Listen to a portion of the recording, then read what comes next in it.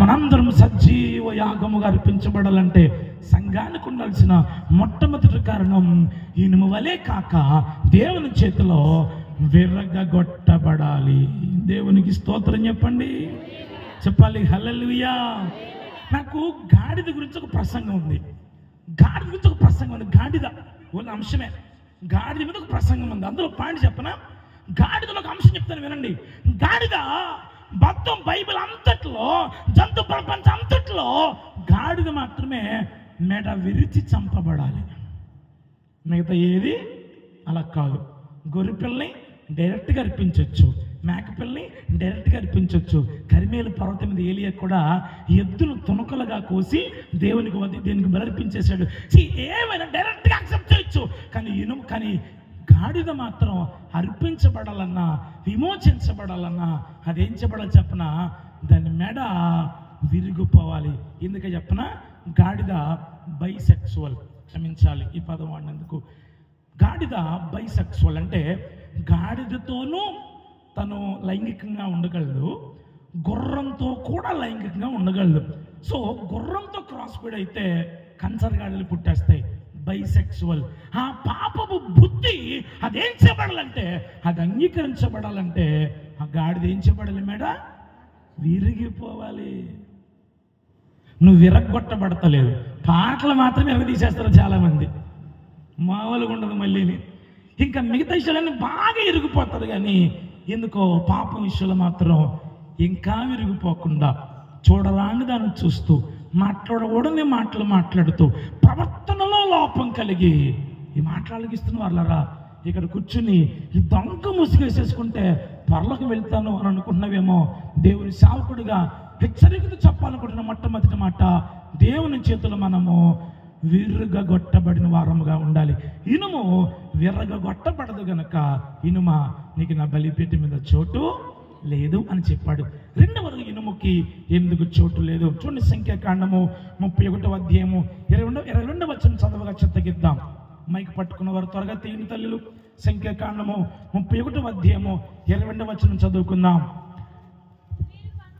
మీరు బంగారమును, వెండిని, ఇత్తడిని అండలించారా, ఇనుమును, తగరమును, సీసమును అనగా అగ్ని చేత చెడని సమస్త. చాలా తలపైకెత్తండి. ఇక్కడ సంఖ్యాకాండం రాసిన మోషే అద్భుతంగా రాస్తాడు. అన్నయ్య, అమ్మ అద్భుతంగా రాస్తాడు. సహోదరి, నాన్నగారండి అద్భుతంగా రాస్తున్నాడండి. రాస్తూ ఏమంటాడు చెప్పనా? లోహాల గురించి చెబుతూ అందులో he was portraying about something like iron. ఇనుము గురించి మాట్లాడుతున్నాడు. ఇనుము గురించి మాట్లాడుతూ ఆ కింద అంటాడు చెప్పనా? అగ్ని చేత చెడనిది. చెప్పండి, కమాన్ చెప్పాలి, చెప్పండి. ఇనుము చెప్పాలి. ఇనుము అగ్ని చేత చెడదు. ఈ కోటు పట్టుకెళ్ళి మీరు అగ్గిలో వేయండి, ఒకసారి కాలిపోతుంది. ఈ చెక్క పడండి, ఒకసారి కాలిపోతుంది. ఇది క్లాత్ కదా, పాలిస్టర్ క్లాతే కదా, కొంచెం క్లాత్ పాలిష్ కలిపి ఉంది అనుకుంటా. ఇది పట్టుకెళ్ళి మీరు అగ్గిలో వేసాను, ఒకసారి కాలిపోతుంది. మీరు పచ్చగడ్డి ఒకసారి సులువుగా కాలినా మొత్తానికి కాలిపోతుంది. కానీ మీ ఇనుముని వేసారనుకో కాలనే అగ్ని ఎంతగా దహించినా అంతంతకు ఎర్రగా అయిపోతుంది. కానీ అంతకంతకు మంచి కణలా మారిపోతుంది. కానీ అగ్ని చేత అసలు చెడనే. ఎవరో ఇనుము. చెప్పండి, అగ్ని చేత చెడనిది. బైబిల్ అగ్ని ఎవరో చెప్పనా? నా బైబిల్ చెప్తుంది, మన బైబిల్ చెప్తుంది, పరిశుద్ధ గ్రంథమైన బైబిల్ చెప్తుంది. ఆ అగ్ని ఎవరు గుర్తు చెప్పనా?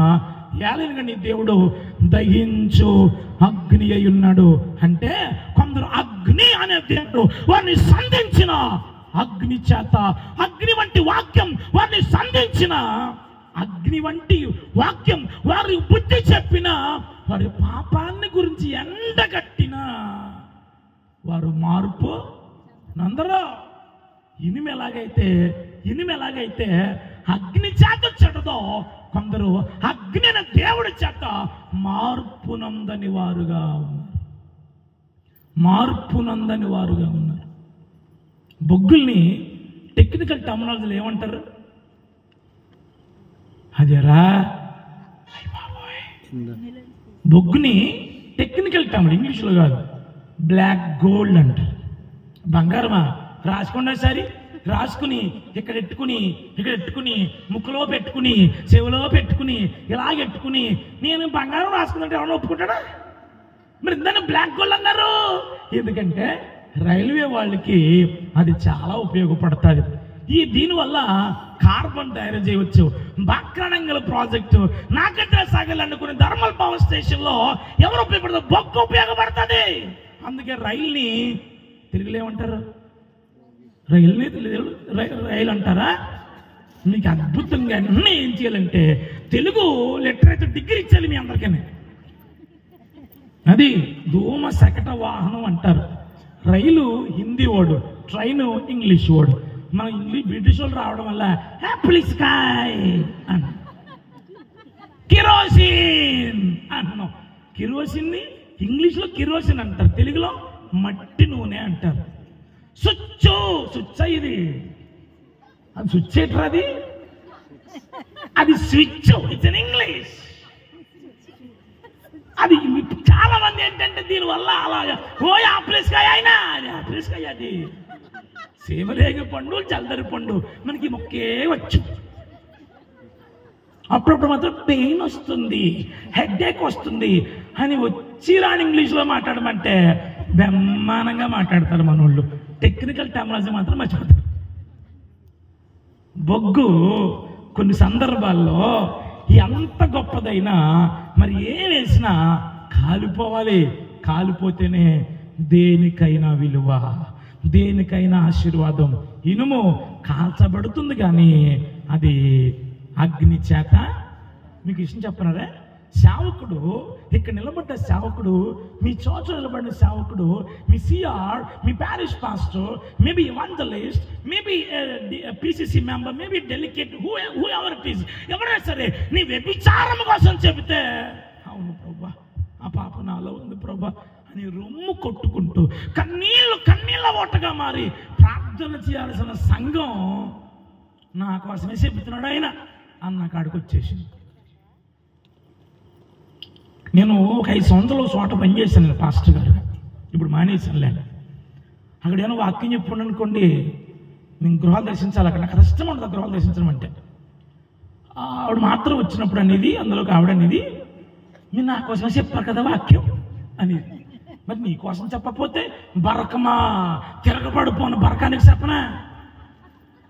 ప్యానో నీ మట్టి నువ్వు వెనక్కి తిరుగు అని చెప్పనా? నేను ఎవరికి చెప్పాలి? నీకే చెప్పాలి. నీ బ్రతుకును మళ్ళీ అంటారు కదా, నాకు గట్టిగా చెప్పామనుకో, నాకు అస్మాయి గారికి ఎవరు గట్టిగా ఇచ్చేయారు. ఇది ఎక్కడ గొడవరా? నీ పాపం చెప్తే మారు మనసు పొందు, అంతేగాని నాకు నీ కోసమే చెప్పారు. ఇక్కడ నాకు సుందరరావు గారు 3 నెలల క్రితం చెప్పాడు మీటింగ్ గురించి. 3 నెలల క్రితం ఎందుకు చెప్పారా చెప్పనా? ఈ మాట చెప్దామని, అంతేగాని నా కోసమే చెప్పారు. ఇది ఎక్కడ కూడా నీ కోసమే చెప్పారు. మొన్న చోట మీటింగ్కి వెళ్ళానండి, ఆముదాలు పాలు అంట ఊరి పేరు, అది ఎక్కడుందో ఆముదాలు చాలా దూరం, అక్కడ వెళ్ళిపోయాను. నేను గొంతుకు పోయింది పుల్లమట వాక్యం చెప్పేశాను. ఆవిడ పేరు దౌలూరు పాపంట, పేరు దౌలూరు పాపంట. ఈ సందర్భంలో దౌలూరు పాప కదా ప్రార్థన చేస్తారు అన్నాడు.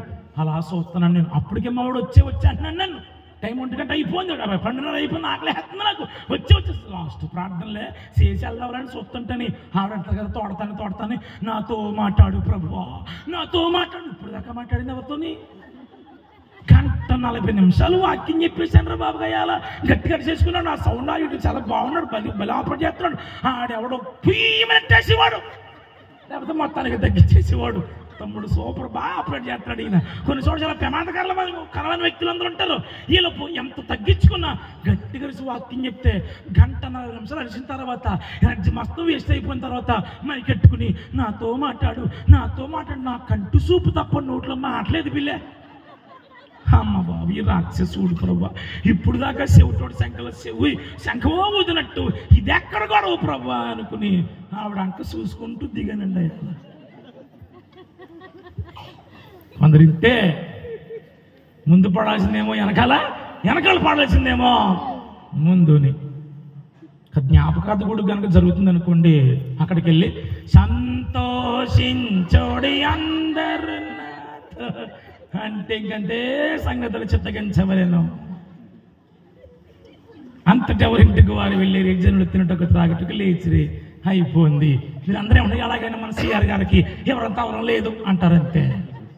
పుట్టినరోజుకి వెళ్ళినప్పుడు పిల్లలను ఆశీర్వదించి అని పాడడం మానేసేసి పరవాసినినే జగమున, ఇది ఎక్కడ కూడా ఇప్పుడు సందర్భం అయ్యా ఒక రిధం ఉండాలి మనిషికి. ఏమిటి? అగ్ని అనే వాక్యం నిన్ను సంధించినప్పుడు నీ బ్రతుకు మారిపోవాలి, నీ జీవితం మారిపోవాలి. నువ్వు వాక్యానికి you must become in line with word. వాక్యము చేత అనుకూలముగా మారిపోవాలి.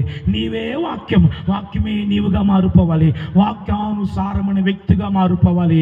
కానీ ఇనుము అలా చెడిపోదు కనుక, అగ్ని చేత మార్పు నందది కనుక, ఏయ్ అగ్ని చేత మార్పు నందని దానా నీకు ఈ బలిపీఠ మీద తావు లేదా?